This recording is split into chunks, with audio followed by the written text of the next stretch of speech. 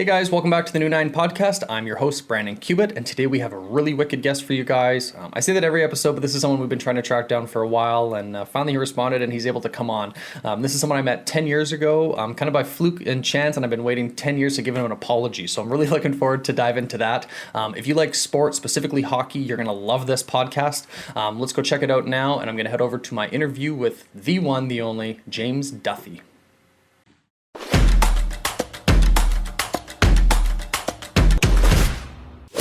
All right, so our guest today is the host of TSN's hockey coverage. He's a three-time, soon-to-be four-time author. He's the host of the Rubber Boots podcast, Mr. James Duthie. So, James, thanks so much for coming on the podcast. Oh, my pleasure, buddy. How are you doing? Hey, I'm doing good, thanks. Just got off the golf course. How about yourself? Ditto. Where were you playing? Coppenwood. Is that are you a member out there?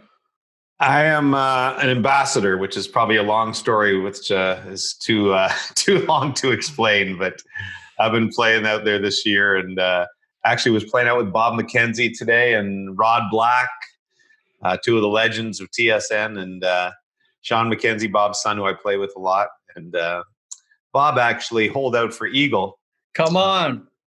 And Bob has just started, Bob, he kind of used to hate golf. He'd play once a year. But now that he's semi-retired, he's really taken it up this year, and he's improved a lot. So that was he holed out from about, I think it was 125 with a 9-iron for an Eagle. So good for him. Yeah, very cool. That's awesome. Before we dive into golf, I actually owe you an apology. So this isn't our first time talking. I actually met you back in 2010, and it was in Regina at the World Juniors. Okay. So that's a funny story. So the seats at the World Juniors were right beside your broadcast booth. So you and Bob were doing the TSN coverage of the World Juniors. Right. We get to our seats, and I had no idea that we would be sitting right beside your guys' kind of broadcasting booth. So this was just before I had a smartphone. So of course I see all the guys. I know Bob, but for whatever reason, your name just didn't come to the tip of my tongue. For whatever reason, I see you. I see this guy all the time in the mornings, and I just can't think of your name for the life of me. So I'm texting my buddy. So I text my buddy Brody. I said, Brody, who's the main guy on TSN that does all the hockey coverage? You know, the main guy that, I'm trying to describe you. He says, I think it's Darren Drager. The goofy looking guy. But he says, yeah, I think it's Darren Drager. So I'm like, oh yeah, Darren Drager. That's right. That's totally it. So I go up when you're doing kind of a break, and I lean over and say, hey, Mr. Drager. And no response. You're still doing this thing. I say, hey, Darren. So you and I make eye contact. I say, hey, Darren. Yeah, Darren, come over. So I was just about to go into broadcasting school. So in 2010, I enrolled in broadcasting, and realistically, I wanted your job. I wanted to be the next James Duthie. So this whole time, we're having a 10-minute conversation just about broadcasting and how to kind of, make your way up. And I was calling you Darren the whole time. So at the very end, you were very gracious. You said, you know what? If you ever want any more advice, just send me an email at james.duthie@TSN. And I was just mortified. I'm like, I couldn't believe that had happened. So I apologized 10 years ago for calling you Darren Drager for the 10 minutes that we talked. Okay, so I'm going to make you feel better here instead of worse. It happens all the time. And I totally understand, first of all, I know someone like you is into sportscasting, but everybody, all of us, all sportscasters are kind of the same. The Darrens, my last name is Duthie. People can't say Duthie. So a lot of times people call me Dutchie. Right. Who's, Darren Detition at TSN's nickname. Yeah. And I know they're not mistaking me for Darren Detition. There's a lot of muscle difference there. But they just can't say Duth. So I would say that 7 out of 10 people that yell at me on the street say Dutchie. Right. And then I'll get Drager. And then, James Sobolski, who's another sportscaster, because they get the James part right. And I don't mind whatsoever, because I totally understand there's a bunch of talking heads on television, and people get confused all the time. So I get Drager a lot. I get Dutchie a lot. You're far from alone, Brent. Yeah, well, I was mortified at the time, so I appreciate you making me feel a little bit better. Let's dive into the hockey talk. So obviously the playoffs are going on right now. How's kind of been the coverage been since COVID? How has work been before, and how is it now? Well, it was really weird for the first few months. I was just telling you before we went on that I sort of lived on Zoom. That's the way we did all our coverage from home through sort of March and April. And we actually worked a lot. I know a lot of people didn't see us because people weren't watching. SportsCenter wasn't on regularly. And we were doing insider trading and the quiz and a lot of the hockey things we do. we were doing them every week. It's just that I don't think a lot of people were watching sports because there was no sports on. Right. So maybe people weren't watching TSN as much as normal. It's been really nice the last couple of months that we've gotten back in studio. We don't have the games for the playoffs, but we do post game and pre-game on Sports Center. So I've been in there almost every night doing something. And that part of it's been good. Just for normalcy's sake, to be actually sitting at that spot that I've sat at for 20 years, makes me feel like it's, some semblance of normal. Right. And now that sports is kind of rolling again, it feels good. Those were weird times. There were weird times for all of us, but sports had never felt so irrelevant, I don't think, as it did back in March and April and May. And it was weird when that part of your life was just completely sucked out and gone. Weird for everybody missing sports, but when sports is your career, I think even more so. But we're back into it now. The Masters is coming up in November, and excited about that. NFL's back, so we're getting there slowly. We're down to the final 4 teams for the NHL. So we got Dallas, Vegas, the Islanders, and the Lightning. Were those guys on your radar, and who do you think is going to take it home? Yeah, that was exactly my prediction before the season, Brandon. And he put $100,000 on it. Actually, I did pick Vegas. I picked Vegas at the beginning of the season, and then at the middle of the season, I stuck with that. So I'm actually shocked as we're talking right now. They could be eliminated tonight. I don't know if this goes up tomorrow or when you put it up, but I don't want to date it for people. Yeah, no worries, no worries. I'm surprised by Dallas. I thought they'd be a contender, but I don't think I had them going to a Stanley Cup final. Yeah. Ditto the Islanders. Obviously, I think that's a fantastic story, what they've accomplished. And Tampa, I think I had Vegas over Tampa in my Stanley Cup final, which is still possible. So 2 of them I expected. 2 of them definitely caught me off guard. Yeah, you and me both. I can't believe Dallas came out steamrolling. I thought Calgary had a chance. We're in Calgary, so we were obviously rooting for them, and they just destroyed us. So then to see them, put Vegas down 3-1, I don't think anyone saw that coming. They're a weird team because they do have a ton of talent, but they haven't really, I don't think hardly anybody picked them. And you watch them, particularly in this Vegas series, and you go, yeah, they look okay, but they don't look great, but they just find a way. And sometimes, I don't know, sometimes it's just your time, right? And everything works out for you. The goaltending's been great in Hudobin. They do really have good defensemen. The weird thing is, Jamie Benn's been decent lately, but Ben and Sagan haven't been that great, and they're still, a win away from Stanley Cup final as we speak right now. No kidding. Well, you were just talking about fantastic goaltending, which brings me to my next point, is that you have a new book coming out, and the foreword was written by none other than Roberto Luongo. Tell me a little bit about your new book called Beauty's Hockey's Greatest Stories, or Greatest Untold Stories, sorry. Yeah, no worries. Well, I've written a bunch of books before, and but the last one was about myself, the guy on the left, which wasn't an autobiography, but it was sort of a story of my career and people I'd met along the way. And I was sick of writing about myself. And so I definitely wanted to write something that was had nothing to do with me. And, I've read a lot of hockey books in my day, and there's good stories within the hockey books, but quite often, a guy writes an autobiography and he might have a few good stories in there, but you have to go through all the crap of him growing up and playing junior and all that stuff. And so I said, boy, if you could just take the best stories out of all those books and put them together, you'd have a great book. So what I did is I just called basically 50 people, some of the biggest names in hockey, some of the greatest characters in hockey, maybe sometimes just people I know and work with, and said, just tell me your favorite hockey story. Mm-hmm. And it doesn't have to be, it can be funny. It doesn't have to be something that happened in a game, like a crazy outcome in a game. It could be something that happened in the bar afterwards. It could be anything. Just tell me a great hockey story. Because one of my favorite parts of my job all these 20 years has been sitting next to the guys on the panel. And when we're not on TV, if we're sitting around having beers after, or, just sitting around watching the game, they tell great stories. Some of the times I can't repeat them on television.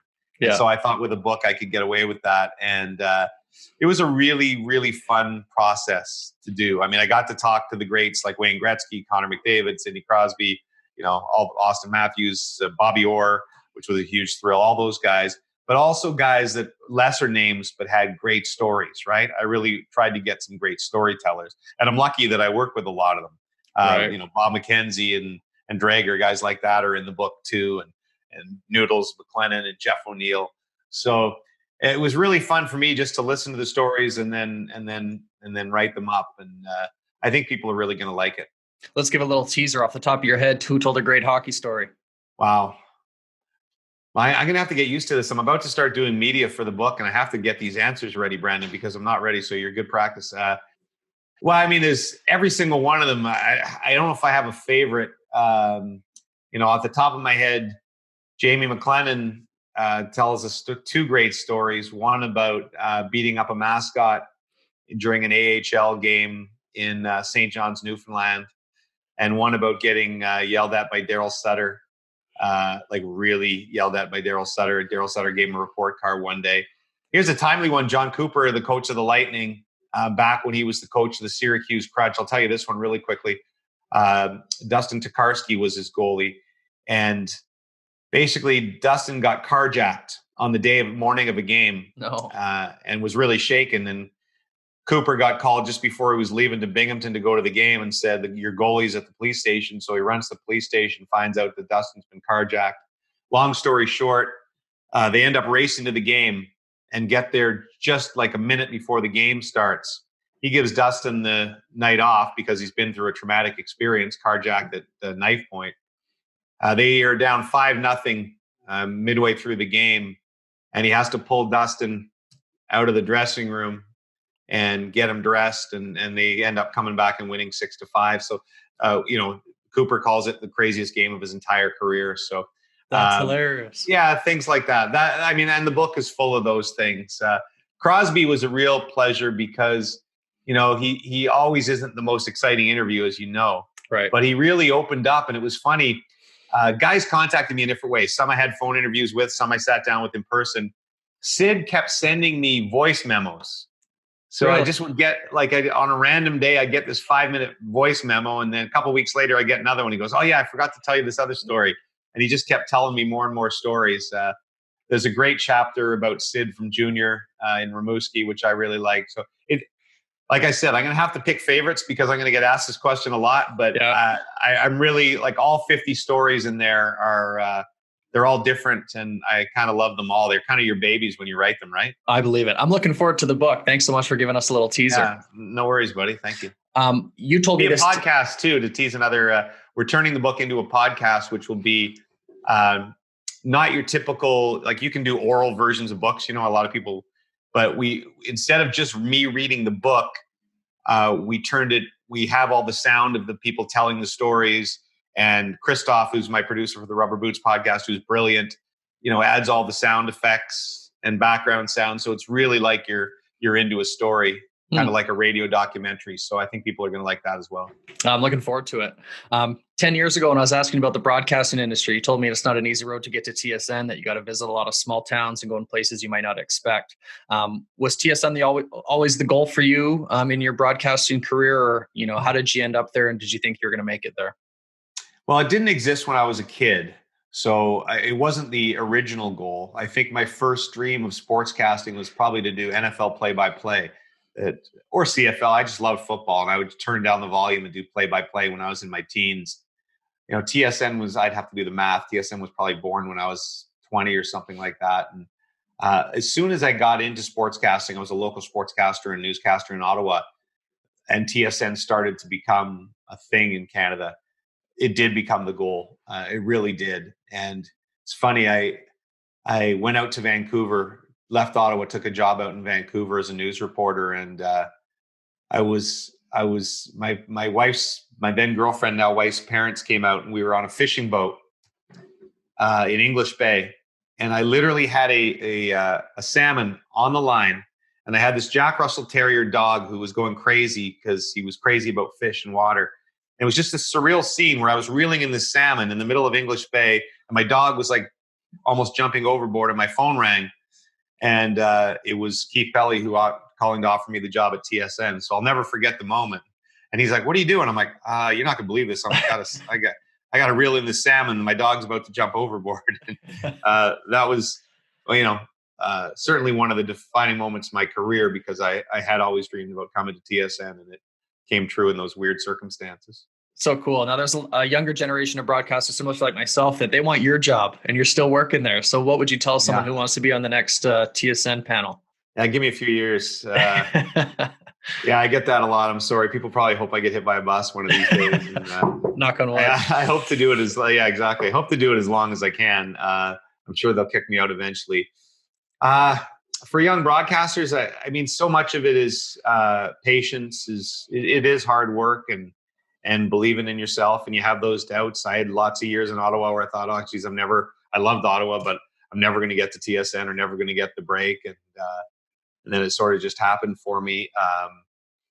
You just got to work your craft and make phone calls and send in tapes and do all those things that and hope that someday somebody will see you and notice you. And it was funny, I think Keith Pelly, who then ran TSN, tied in with golf, now runs the European Golf Tour. He's happened to see me the night that the building opened in Ottawa when the Senators first came to town, the new arena, and I was doing a live hit, and I was wearing jeans and like a jacket on top. And for whatever reason, he noticed the jeans, which was the weirdest thing. He called me out of the blue and he's like, "Hey, it's Keith Pelly from TSN. I was watching you the other night in the air and I really like those jeans." And I like, this is the creepiest call I've ever had. But I think what he meant was he just liked my casual delivery and whatever. And that's what it was. So you never know when somebody's out there watching and somebody sees you and there's your break. So, and I guess the other thing I would say is, do it. You have to do it for the passion. You can make good money, but there's not a lot of people that make great money in this business, right? So you really got to want to do it. I think more than anything else, you can't fake your way in sports broadcasting, and it's tougher and tougher. But I'm never going to be one of those guys. There's a lot of people that would say, if you ask that question now, that would say, don't do it. Don't go into journalism. Don't go into broadcasting. The business is shrinking. It's really hard to get a job. And all those things are true. But I would never say that because people were telling me that back then.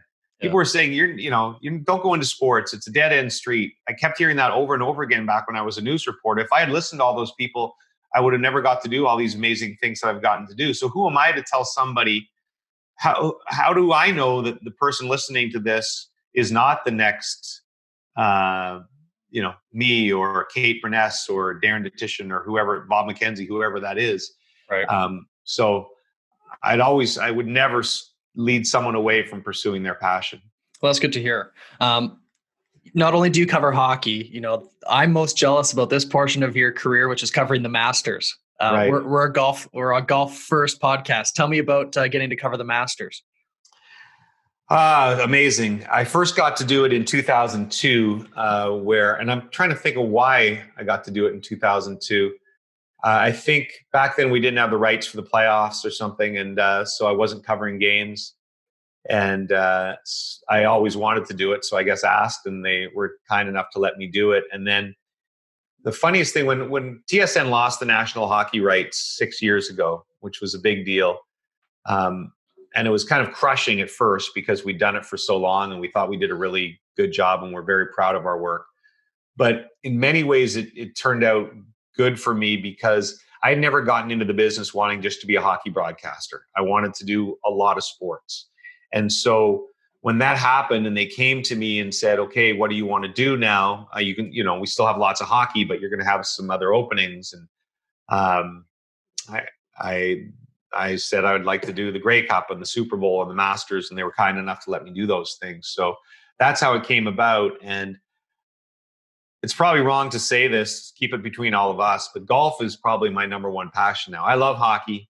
I love football, but I will, yesterday's a great example, or Sunday, everybody's watching NFL. I was watching that LPGA event. Yeah. What a heartbreaker. Like 3.5 hours following Brooke. And I'll watch any golf that's on. So I'll probably choose golf over anything else as far as what I'm watching on TV.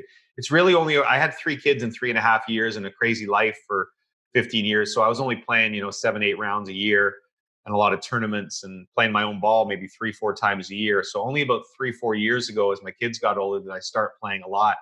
And that's when I've really, really fallen in love with the game. It frustrates the hell out of me like it does everybody else. Yeah. But I'm playing a lot more and I'm so passionate about it and learning the mechanics of how things work. Not that I can make them make it happen, but I'm trying. Are you brand biased? Like what type of clubs are in your bag? TaylorMade. I'm definitely a TaylorMade guy because they help me out with clubs sometimes, and I love TaylorMades. I got the Sim. I don't have the Sim irons this year. I like my irons from last year, so the 790s, and but I have the Sim driver, which I love, and the Sim hybrids. So yeah, I'm a TaylorMade guy. It's been a great year for TaylorMade. You know, DJ won the FedEx Cup, and I was tied for 14th for my club match play. So Hey, there big you year go. for TaylorMade. I don't know why. I don't think I'll be on a poster. I Um, don't know if did I answer enough of your question about the Masters. So I guess I've been there 6 years in a row. It is awesome. It's my favorite week of every year. I think Masters week is to a lot of golf fans is one of the favorite weeks of the year, not just because it's the Masters, but because it's kind of feels like the start of summer, right? For sure. Yep. And so it was a real bummer not going this year. I don't know if we're going to go in November or not, depending on the border and the situation. Might end up having to do it from studio. Hopefully we'll be back there next April for the next one. But I just love it. And we work our asses off. It's not a soft week. We're there at the course 7 a.m. every day, leaving at 9 p.m. But you're at Augusta, right? And it's so awesome. True or false? You got to play Augusta. True. So tell me about that experience. You made a lot of journalists pretty pissed off, I bet, with your name getting pulled out of the hat. One of the real jerk things I do when I play golf with people I don't know very well, if you're a twosome hooking up with another twosome, whatever that is. Yeah. So I'll often, I do this on purpose. We'll be standing around waiting on a tee box or something. And I'll say, so what's your favorite course you guys ever played? Yeah. And somebody will say, the National or whatever, Niagara Falls, or somebody will mention something, or Wooden Sticks. And they'll say, what about you? And I'll just go, Augusta National. Yeah, no big deal. No biggie. Deal. Yeah. So there's a lottery for your listeners that don't know. There's a lottery every year for the media, and I don't know the number, about 20 guys get to play on the Monday. And so I won, I guess 4 years ago now. And it's just so cool. Didn't sleep the night before. So you play on the Monday right after the Masters, Sunday pin placements, they shave the greens and everything in the morning. So it's Sunday conditions, although you play off the club tees, which, when Tiger won in 97 was the actual tees, but they've all moved because of technology in the last 20 years. Some holes like 11, I think, is maybe 140, 50 yards back. Some of them are only 20 yards apart. 12 is exactly the same, but there's a big difference on some of the holes now. But it's just unbelievable. You get this beautiful little card that says your tee time and says when to show up at the course, basically an hour before. And funny story, the crew had all left to fly home. So I was alone, and I phoned to get a cab. I brought my clubs in hopes that I would win. But as I was putting in the living room in the morning, waiting for my cab, I realized I had one ball in my bag. It's the one thing I didn't check. No. And so I tell the cab driver is there anything open? It was 8:00 in the morning on a Monday morning in Augusta, Georgia. The only thing open was a Walmart. And the only balls they had were Top Flight XL. So I showed up at Augusta National with 3 sleeves of Top Flight XL. But on the driving range, the caddies are all lined up for you in their whites. It's so cool.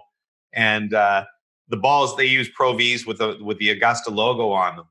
So I'm kind of looking at the balls and looking back at my caddy, and I guess he'd been through this routine before. He just turned his back on purpose, and I shoveled about 12 of those into my bag. Yeah. That's what I played the round with. And I can't find one. I'm sure I kept a couple, and I can't find one. But it's just such an amazing experience. It's it's the best day of your golfing life, but it goes by so fast. Bob Weeks, our golf guy, had warned me. He'd also played that it'll be the fastest round you'll ever experience because you don't want it to end. Yeah. Before you know it, you're walking up 18. So cool. Back to the balls. If I didn't have balls in my bag, I would just buy them from the pro shop. Do they not have a pro shop that you can buy stuff in? I didn't know if it was going to be open or not. I was just kind of panicked, right? Right. Because it's Monday after the Masters, and I actually don't think it was open. Okay. So, yeah. And the other thing was I get to the range in an hour before. So I wanted to putt for half an hour because of all the legends about the greens. Yeah. And then I walked onto the putting green, dropped my ball, and the guy said, "We got to go because we're ahead of time. You're going to go off now." So I never had a chance to practice putt. But the caddies were very helpful. And the course is really playable. I shot 92 and I was really disappointed because I 3-putted like 13 times. And I hit the ball pretty well that day. The other hard part is it's your first round of the year, right? The bags have been in storage for 6 months. Yeah. But I hit the ball pretty well, and it's a very playable golf course. Like I think a good golfer, you'd shoot well there if you could just get over the intimidation, right? You're a little bit more nervous than you'd ever normally be. But I hit it pretty well, and I just couldn't. Like I putted okay, but I kept having 30 footers that I'd put 8 feet by and then just missed the comebacker, right? Yeah. I have heard that TV doesn't do it justice how hilly the course is. Do you remember it being quite hilly, quite a bit of a walk? Certainly, like HD and 4K and all that have helped, but 100%. Like 2 is so downhill, 18 is so uphill, 8 is so uphill, 9 is so downhill that it's when you get down to the valley, like when you're down around, I think the low point of the golf course is 12, like 12 green. It is a hike back up to the clubhouse. Like I don't know what the elevation difference is, but it is a straight up Sherpa guide walk up there. So it's something, but it's so beautiful. It's one of the few places, and I think everybody you ever talked to who's been there, I know Natasha was there. You probably asked her about it. It's one of the few places that lives up to your expectations, right? Mm-hmm. That so many places you go or events you go and you're like, well, it wasn't as great as I thought because you build up so much in your mind. Almost everybody I know who has been to Augusta is more blown away than they thought they would be, which is pretty cool. That's good to hear. Did you get to go down Magnolia Lane when you pulled in, or is there a different entrance? I mean, the cab drives you right down Magnolia Lane, and and you get to have it in the champions locker room. You get a locker there. Oh, really? And it's really cool. The champions locker room is very small. So they share lockers. I can't remember, but it's like, Jack and Fuzzy Zeller and Tiger and Arnie or whatever. They share lockers. Wow. And there's only one shower stall and one toilet. Really? So I don't know what it's like in there. I have this vision of, in the day of Jack showering and, Tiger and Spieth waiting outside saying, hurry the hell up, Jack. I got to shower. So. But it's very cool experience. One of the coolest days of my life. Well, that's good to hear. I hope I can make it one day because you definitely built it up for me. Yeah, for sure. How'd you get into golf? Did you play as a kid or was it something you picked up later? My dad wasn't. I wasn't a country club kid. We were middle class in suburban Ottawa, and my buddy and I, Mark Ward, who was my best friend from like grade 3. I guess the summer when we were 8, 9 years old. My mom didn't know what to do with us, so she kept dropping us off at the local mini putt, and we would play 8 rounds of mini putt. We played for 6 hours. So I guess that was my intro to golf. And then there was one golf course close to us called Pineview Municipal Golf Course. No offense, Pineview, but kind of a dog track, kind of a dirt track. Yeah. Probably in better shape than it was now, and I have lots of love for Pineview, so I shouldn't say that, but. We would, when we first got golf clubs, I guess I was probably 14, I would get up at 4 a.m. and in dark, I would walk the 10 minutes to Mark's place, throw rocks at his window to wake him up. We would come out, catch the first OC Transpo bus that would let us off at the course. And we would sit in the dark at like 4:45 on the first tee, waiting for it to be light.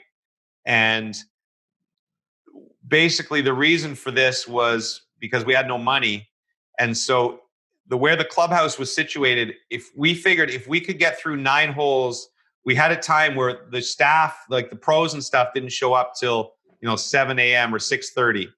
So if we teed off at 5 or 5:10 or whatever, if we could get around past the clubhouse down 10 before they showed up, they wouldn't catch us and we wouldn't have to pay. Because 18 kind of ended off by a road you could take off and get back to the bus stop.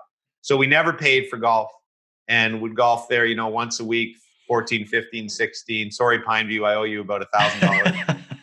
And that was it. I didn't take any lessons, and still fighting that for much of my life. I was never taught properly how to play the game, and it probably still hurts me because I'm still trying to play catch up on that. How's your game right now? What do you got a handicap that you keep? Good. I played garbage today. It was really windy at Coppenwood, and I was a whole bunch of hot garbage, but my factor is 9.3. So I had a pretty good year. I'm incredibly streaky. I know it fits in right to you. The new nine, your entire podcast theme fits into my game because I am the king of 49-36. Yeah, I like it. Yeah, I'm a great like match play player partner because I'll have like today I think I had 3 triples, just complete disasters, but I'll have 3 birdies or something like that and play good. I have trouble. I think I've been in the 70s maybe 10 times this year, but I've probably been in the 90s 10 times. So that's me. Speaking of match play, I saw that you played a match with ODog, Jeff ONeil. Oh God, that was speaking of which, that's a personification of what I am as a golfer. That disaster. You guys were playing Kyle Dubas and Gerry Dee. How did that happen? So it happened because of a friend of mine, Jeff Dykman, who is kind of my agent, not my agent per se. I don't have an agent for, contracts and stuff. I'm not some big shot. But Jeff helps me in other things, whatever endorsements or things like that. And he's basically my golf buddy. But Jeff also represents Gerry Dee, and he's good friends with Kyle Dubas, best friends, I think, from when they were younger. So I guess him and Kyle one day sort of came up with the idea of this raising some money for COVID and for charity. And he contacted me and we and Gerry, and that's how it happened. So it was, it was really fun. We lost, but I will tell you this, and I've said this to a lot of people. I could talk on television in front of 10 million people and not get nervous because it's my job. But that situation, they closed down the course. There was 4 cameras, about 30 people just walking with us. That was, I do admit the pressure did get to me because I played really well for the first maybe 10 holes. And we played our own ball for the first 6 holes, and I think I was 1 under. And then we played alternate shot, and things were going well. And then I hit one sideways on like 11, hit a hybrid just completely off the toe into the woods, and we ended up tripling, and then I kind of fell apart. In the last 6 holes, I was just horrendous, and that's where I felt it. Like when you lose your swing, in a situation like that, and then you can't, you're not picking up or whatever. It just is a helpless feeling. I actually reminded me when Tom Brady, that match with Phil and Peyton Manning and Tiger. Yep. And I could, like Tom Brady, you can tell he's a decent golfer, right? He's not a 6 or whatever he says he is, but he's a decent golfer. But you could tell he was lost, right? Oh yeah. Just off by like a little bit on something, and he had nowhere to help him. And that was kind of the way it was for me on those last 6 holes. You need somebody to come up and say, "Hey, your tempo is off, or you're doing something." But you have nobody there to help you, and I kind of fell apart. When I had Natasha on, she thought that Jeff ONeil might be the best golfer at TSN. Is that true? Yeah, I'd say I don't want to give him that credit because he kind of choked down the stretch for me too. But when he's on, like the day before, the sad thing, neither one of us played great that day against Dubas. But the day before, we went and played a practice round, and he shot 70, I shot 76, and he was 5 under through 7. Like I thought he was going to pop like a 63 up on the board. Yeah. So he's definitely, he's like a 4 or 5. So he's definitely one of the best golfers at TSN, if not. I'm not sure there's anybody better. Brian Mudrick's a good golfer. Corey Warren's a good golfer. Some of the ladies are great. But yeah, I think he's probably the best as far as the on-air people go. So did he leave you hanging when you kind of lost your swing there on 11? He couldn't tell you what you're doing? No, not really. Jeff's really quiet when he golfs. He doesn't say much. He doesn't want to be bothered. He doesn't want me to bother him. That's hard to believe. Like I said, we both kind of choked. The defining moment of the match was on 17, and the match was even. And we were in the fairway like 70 yards out, and we were playing scramble the last 6 holes. So we both had like a 70-yard chip, and I think Gerry Dee had hit it into like 4 feet, so they were going to make birdie. And Jeff went first and sculled his over the green like 50 yards. And that left it to me. And one more quick story, because this just shows you how the brain can panic. And we've all experienced this on a golf course. Yeah. I have a shot I hit from 70 yards, right? I usually will hit, sometimes I'll hit my 60, sometimes I'll hit a 56, like just halfway to like 9 o'clock. And that's all I do. And I'm pretty good with it. The night before, my son had shown me some video he found on Instagram of Mickelson, talking about putting the ball at the back, your stance, closed in the face. And I literally had not even tried it on the range. And in that moment of panic, as I stood over the ball, I'm like, I'm going to try that Mickelson thing that my son told me. Yeah. And I hit it about 15 yards. I just dug the leading edge into the ground. I'm like, how stupid was that? But I just kind of panicked, right? Yeah. And it just shows you how your mind falls apart sometimes in golf. Golf is such a stupid game. Oh, it's unbelievable. Just ludicrous. The next question I have for you is, what's the best day on the golf course? But I'm going to assume it's Augusta. So besides from Augusta, what's the second best day you ever had on the golf course?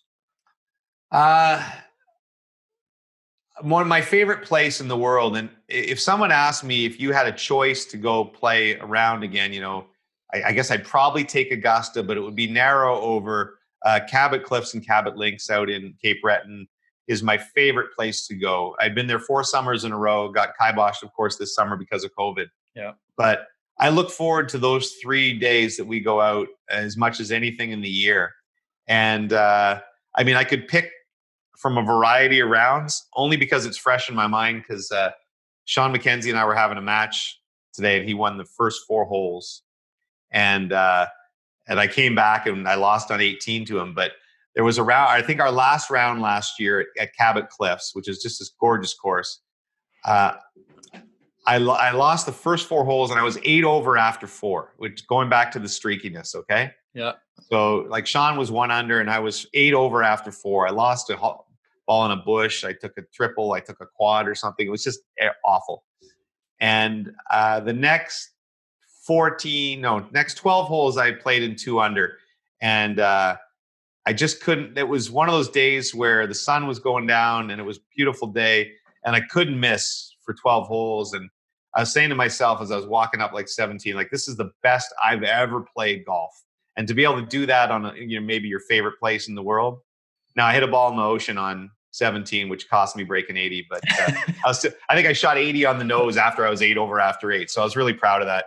And, but any day at Cabot Cliffs or Cabot Links is right up there for me. The one other part of that answer, and I didn't know it at the time, but my dad passed away 2 years ago.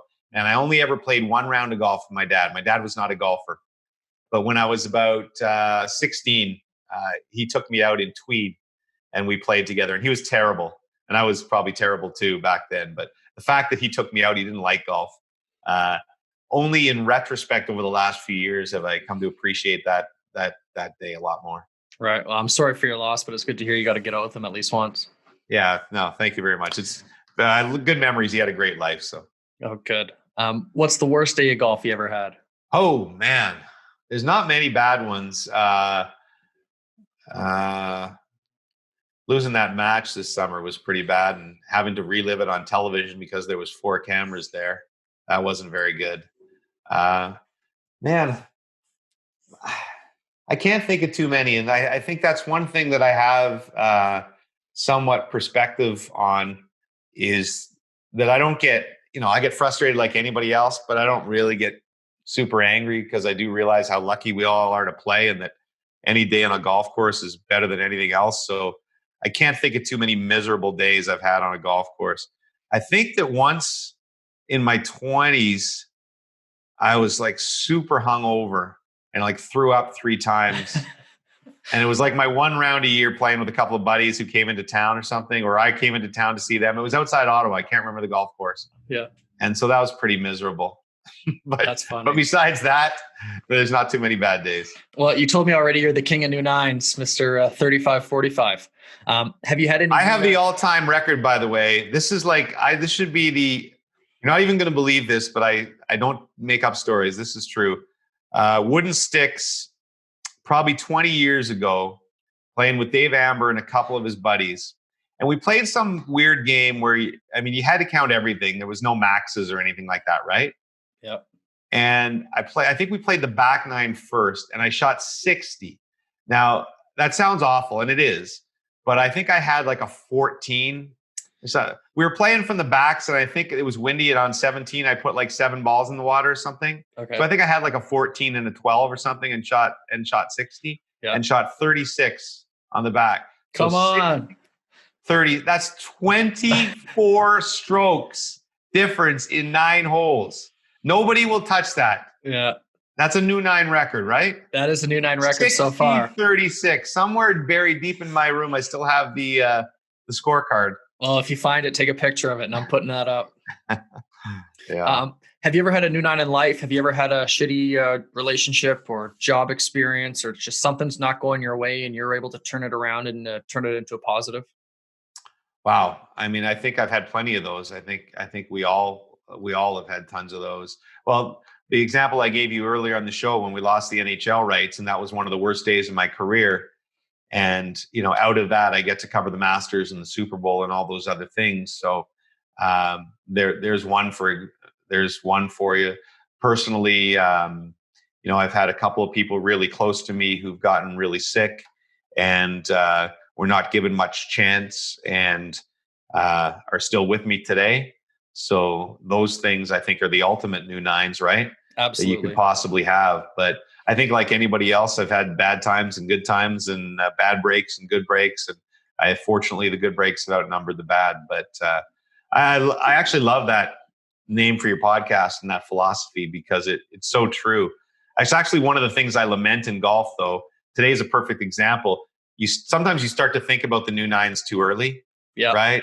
Yep. But today I think I was 4 over after 5, and so I was by like the 6th hole. You're already thinking about starting again, and you kind of blow off 7, 8, 9, which is a big mistake. Yeah.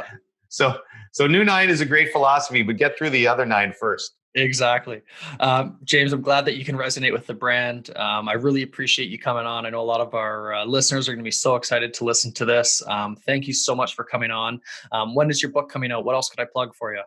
The book is out October 10th. I really appreciate that, buddy. The podcast will be out around then, so look for that. And the Rubber Boots podcast, which you did mention, which if people haven't listened, is a really dumb podcast. It's just 4 guys talking about life.